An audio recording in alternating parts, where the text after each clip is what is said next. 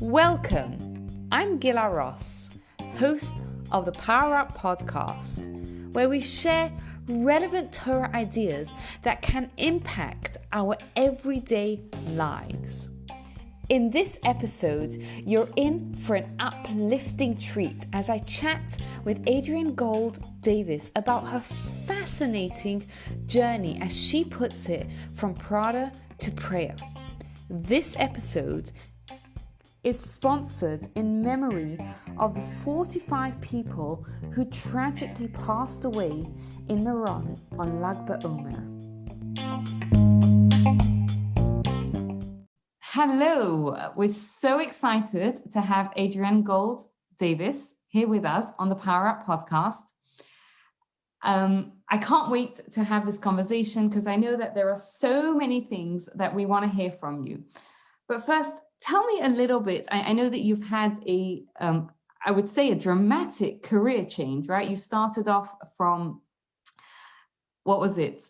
Hosting a fashion show, and now you are a Torah educator. Please tell us a little bit more about the career change, about your journey, how you got from there to... Sure. First of all, I'm delighted to be here with you. I think you do such magnificent work, and it's an honor to have this conversation with you. So thank you, more importantly. Thank you. Sure, you're welcome. And secondly, I like to think of my trajectory as being from Prada to prayer. I went from the fashion industry, which I was deeply entrenched in. And long before I was a fashion television personality, I was a writer. I was a marketing director. I was very deeply involved in the world of illusion. That was my thing. And I should say that the genesis of that, if you'll pardon my pun, was because I never felt particularly good about myself as a young woman. I didn't feel attractive. I didn't feel marketable. I just did not feel like I could trade on any beauty. I mean, I'm 62 years old now, and I feel exponentially more beautiful than I did at 15, I'll tell you that. But at the time, fashion for me was not an accessory, it was a necessity. I felt as though if I could create this image that people would stare at what I was wearing, then they wouldn't notice how plain I was. So I used clothing and style and fashion not to accentuate and not to celebrate or decorate the, incredible dignity of being a human being with a soul, but rather to kind of deflect people's attention from what I thought were, middling to bad looks. And I was very successful at that. That came from an erotic place as a teenager. But I developed a reputation as being a fashionista, as a person who was really into fashion. And that was a lie. That was a lie that I had perpetuated and eventually forgotten the genesis of. And so I was deep into the industry. I had my own show. It was daily. I was a guest on scores of others, sort of the commentator in daytime television. And at the same time, my children were in the Jewish day school system, not because I was interested in a Jewish education for them so much as in Toronto, where I lived. It was a status. You were a Jew, you lived in the city, you sent your kids to a parochial school. And they came home at 6 years old. I couldn't help them with their homework. I couldn't stand that sensation of being useless and vulnerable to my children. So my husband and I started to, do some beginnings, right? Some early learning. And I fell in love with Torah.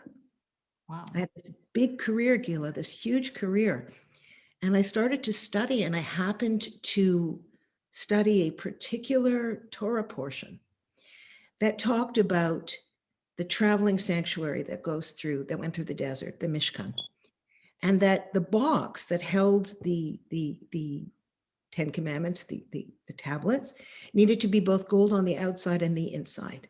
And that there was this particular reason for that. And that was because we learned that something that represents itself as one way, but internally isn't that way at all, isn't kosher. And a case in point would be, I learned also during this parsha that, of all the unkosher animals, the one that most represents a lack of kashrut is the pig, because For an animal to be kosher, it needs two signs, right? Cloven hooves and to chew its cud. And the pig is the only animal, and zoologists concur, that appears to be kosher. It has those cloven hooves, but it doesn't chew its cud. And so that is a deeply unkosher thing, to represent one way, but not to be that thing on the inside. And I realized that my entire life was creating an illusion that looked one way on the outside and something very different on the inside. And what was worse, I was a pig. I presented myself as this la da da da, and really that wasn't who I was at all. It was a big epiphany. Wow. Wow. I mean, so many thoughts when I'm listening to your story. As a mum of a teenager, I have a teenage daughter. Lucky you. Oh, so lucky. Thank God. Thank God. Baruch Hashem, yes. What doesn't kill us makes us stronger, right? Right. As you know, and my daughter's 14, and you're talking about yourself as a 15-year-old, and I just want to, tell the 15-year-old self that you don't need all that fashion. You're beautiful as you are, because I think that's, as parents, what we want to give to our children. But I think as a woman, I listen to you, and I think it resonates, right? That we do get trapped in the feeling, we're not attractive enough, and we need that. And to have that epiphany, I'm sure, was amazing. But let me ask you a question. A lot of times we have epiphanies, we have that moment where we feel like this doesn't align, and that sounds amazing, like especially when you're saying, you heard about the pig and you had the epiphany that we need to be who we are inside and outside. But how did you take that and then make that whole pivot? Because I'm sure, as you said, you were so deeply entrenched and successfully entrenched in the fashion world. It couldn't have been easy to make that pivot. I am by nature incapable, once I know and have clarity on something, of rationalizing it away. That is just my nature. If my gut and my head and my heart are not aligned, the cognitive dissonance I feel is so profound that it makes me insane. I knew I had to do something. So what I did, you'll excuse me, my allergies are terrible. I keep sniveling. Sorry, viewers. What can I do? The trees are bursting here in Toronto. What I did was I commit career suicide, Gila. This happened around September 11th, 2001. And we would have this roundtable discussion on one of the morning shows that I was the fashion expert for, where we would talk about ethics. And on one particular day, somebody said something about the Middle East. It's always the Middle East. I've been learning now for, almost 2-3 years by this point. And I felt like this is my Esther moment. You know how in the Purim story, Mordechai goes to Esther and says, listen, girl, if you don't go to the king right now and speak up, your family will die along with everyone else. Someone else will come along and save us. But this might be your moment. And I had just studied the story of Esther, the book of Purim. And I had this epiphany again while I was sitting on live TV. This is my Esther moment. And I just blurted out all of this pro-Israel sentiment, all of these Jewish ideas, all about why the coverage of what was going on was inherently anti-Israel, which was inherently anti-Semitic, because there was a very fine line between being anti-Israel and hating Jews, right? Just it's the new weaponization of the language. And they freaked out.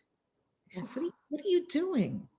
I got emails from, I cannot tell you, one came from Calgary, and I know you lived there for a while, that said, tell Miss Gold to go back to Banana Republic and keep her nose out of our republic where she has no business, right? It was pretty funny. I had hate mail. The only people who liked me starting to talk about God, how do you hook that into what purse you should wear with these shoes, But I started to talk about God. And I got warning after warning after warning. Stop furthering your agenda. Stop this. The born again Christians would write me, we love you. They thought I was a Christian because only Christians say the word God on television, right? I'm like, sorry, wrong operating system. But I kept going and they kept warning me. And I spoke to my Rav and I would tell him what the topic was that we were talking about at this round table. And he would give me ideas about how to work in a little Jewish wisdom. I did it. I did it until my contract was not renewed. And then I went to a Jewish outreach education synagogue slash place in Toronto, very large. And I said to the rabbi, I want to teach what I'm learning. And he said, are you out of your mind? What? Like, hello. I said, hey, I learned if you know Aleph, you should teach Aleph. If you know bait, teach bait. Right. He said, who cares? I only have to be one class ahead of my students. He said, why would anyone? I said, you don't know who I am. Like, you don't know who I am. I said, but you know what? I'm pretty famous in the secular world. And I think people will come out of fascination. That woman who used to host your TV show on Fridays in a bathtub is now a Bible teacher. They'll come out of fascination.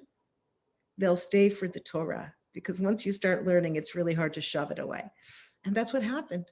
I worked for him for 15 years before I committed myself full-time to Momentum, which was formerly JWRP, which is an organization that takes less affiliated women to Israel and on a year-long journey of Jewish education, because at Momentum, we believe if you can impact a woman, you can impact an entire family. If you can impact a family, you can change a community and the world. That's what I want to do. I want to use Jewish values to change the world. It's amazing.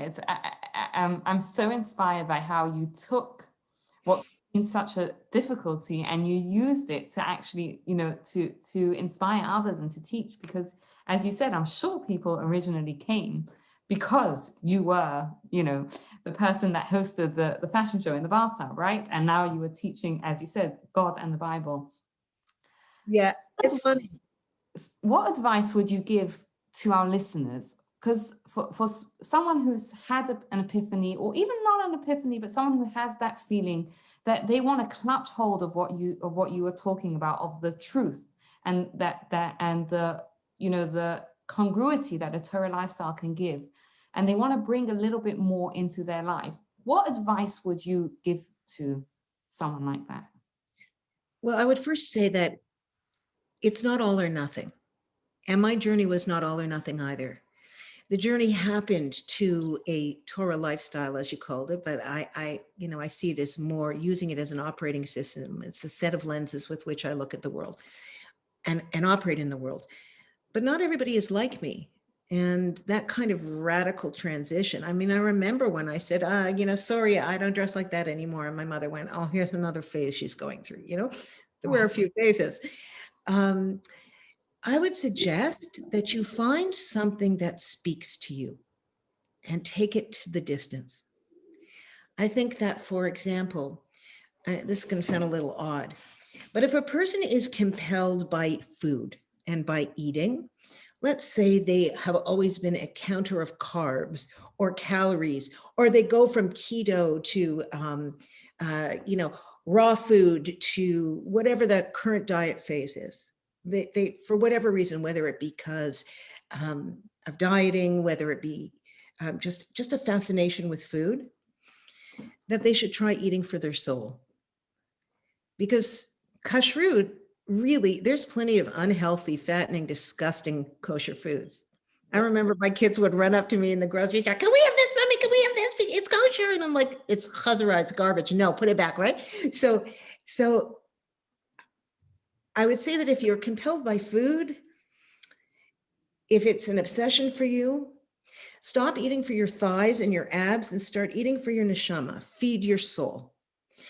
Keeping kosher is, in my mind, a consciousness-raising exercise. It allows me, or would allow a person who's compelled by food issues, to shift their focus from their physical self to feeding their spiritual self. And when you do, the rest of it falls into place. If you're a kind of person who's compelled by image and visuals, start with dressing in a more dignified manner.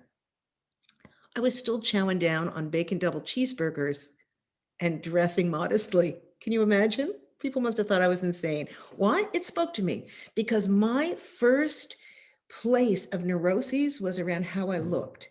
So I thought, I will use the Jewish code of modest dressing as a tikkun, as a correction for that neuroses. Because I thought, well, if I was trying to hide in plain sight, which is what somebody who overdoes it and tries too hard is doing, they're saying, look at my outfit, look at my clothes, look at my bust line, look at my body, look at me, look at me, look at me, because they don't really want anyone to look at them because they don't like what's there. Because when a person feels okay about who they are, they don't have to try so hard.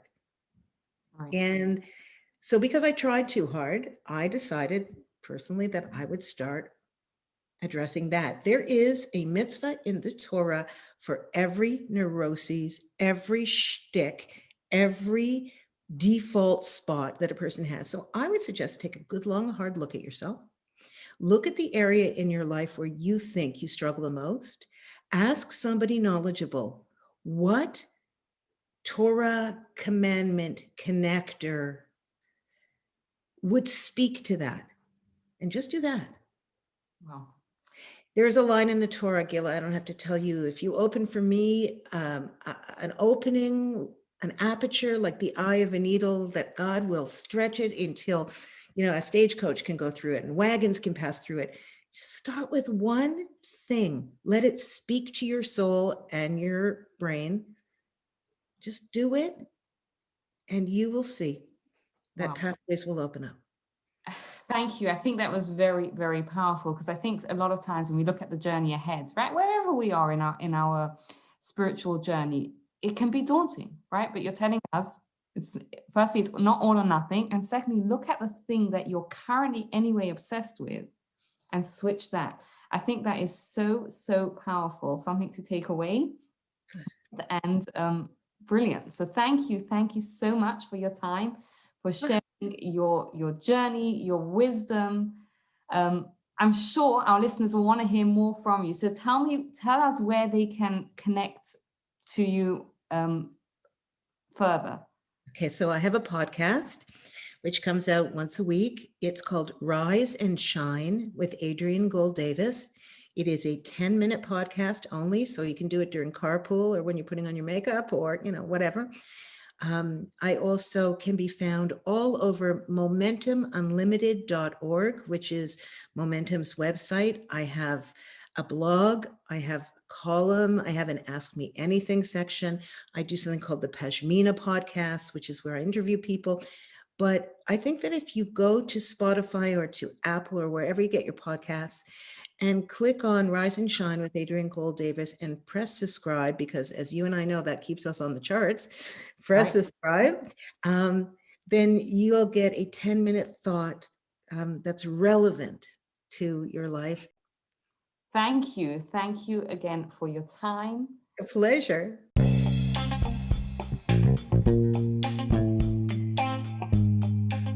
Thank you for taking the time to listen. To find out about sponsoring a future episode for the merit of a loved one or in memory of someone, please contact gilaross@gmail.com, and please subscribe wherever you hear your podcasts so that you'll hear future episodes, including our morning mindfulness series that we are just about to launch. Thank you for your time and have a great day.